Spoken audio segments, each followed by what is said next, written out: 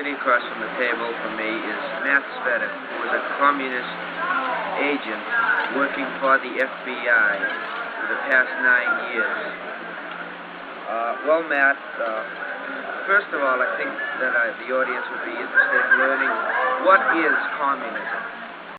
Communism is a worldwide conspiracy working to overthrow all anti-communist, all free governments, including our government, the United States, by force and violence, and working to set up a worldwide dictatorship which would be controlled by the Kremlin in Russia. Well, Matt, did being a communist affect your home life and any of your personal surroundings? Yes, naturally, when I took the job with the FBI to join the Communist Party, it meant giving up my friends, the respectability that an average citizen has. Certainly meant giving up the respect of my mother and father, brothers and sisters, who felt I was bringing shame on a family and wanted me to quit. But of course I couldn't tell them that I was working for the FBI. I really had to show that I was a communist. I couldn't risk exposure by telling anybody what I was really doing. Yeah, you were an agent in Pittsburgh, weren't you? That's right. I worked in Pittsburgh. Well, that was my base of operations. Actually, I worked in New York, Washington, Philadelphia, Chicago, Detroit, Cleveland, and other cities. Well, were you ever threatened by different people? Well, since the expose which I made at the Committee on Un-American Activities in Washington, D.C., February of 1950, I have received many threatening letters and phone calls. From, were these from communists themselves? Well, I presume that some were from communists, some might have been from crackpots.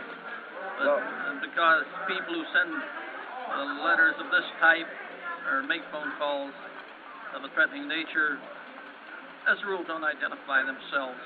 Well, I read of your exploits in the Saturday Evening Post, and I'm sure that this movie, which Warner Brothers just made, I Was a Communist for the FBI, is a very factual film. Is that true?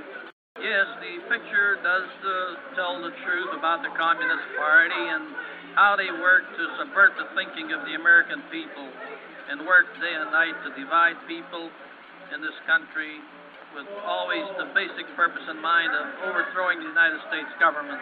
Were there any incidents which happened to your family because you were a communist?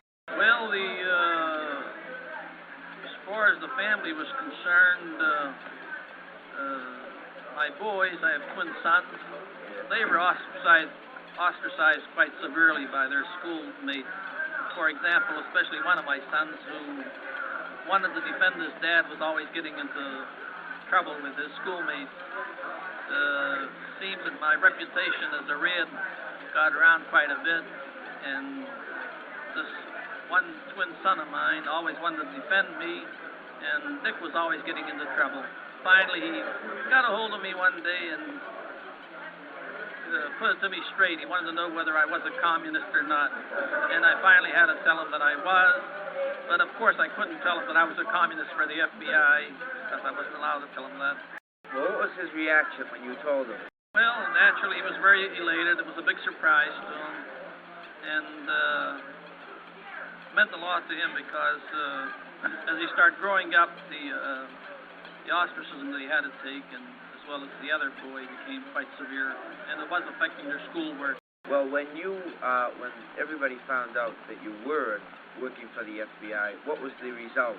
Well, naturally, my brothers and sisters looked upon me as being a good brother.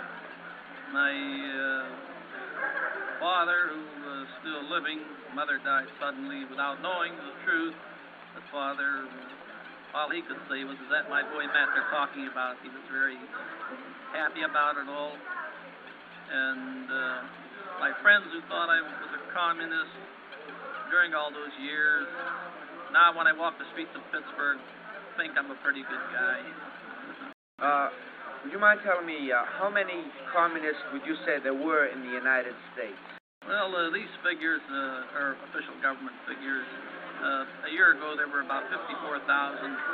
Today, there are about 43,000.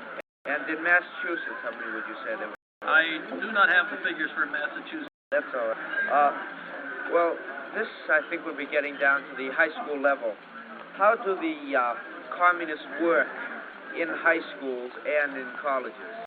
Well, the way we worked in high schools and colleges, we usually, if we were interested in building the party in one or another high school or college, we would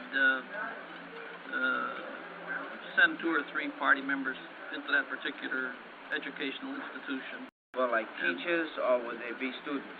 Well, it could be either. But the students who worked on the inside, and they would be members of what is now known as the Labor Youth League. If you hear of a Labor Youth League in your community or in your school or in any college, you should know that Labor Youth League is the youth arm of the Communist Party. So that they will bring 2 or 3 members who work on the inside. Then they'll bring non-students to distribute pamphlets and leaflets. Then the commie students on the inside of the school watch the reactions of the students. And if they find someone, as I say, taking the bait of the communists, then the next job they do, they try to bring the student closer by inviting him to some social gathering and try to bring him closer to the party. Well, when they bring a communist into the party, do they tell them about the workings and functions of the party, or do they give them a bum steer? Well, they use quite a bit of double talk, especially at the beginning. And the indoctrination into communism is very gradual. Well, now I think, would you mind answering this last question? What can the average boy or girl of high school age do to combat communism? Well, they should understand the real aims of the Communist Party, and those aims are to overthrow the government by force and violence. This is basic to a communist. And then they should take the differences in the 2 forms of government, Americanism and communism, and compare them. And the comparison is relatively easy to make. In other words, we in America here enjoy certain basic freedoms that are ours as a matter of right. In a communist society, you have no rights, because under a communist society you have a Soviet slave state, and not only the land and the property and the government belongs to the communists, but the individual as well is a part of the state. In other words, the people belong to the state instead of the state belonging to the people. That's correct. In other words, the difference, you could make the comparison in 3 words: freedom or slavery. Thank you, Matt Cvetic. I'm sure that the high school boys and girls have learned a lot, and I'm sure that now they'll appreciate our form of government much more than they did before. Thank you.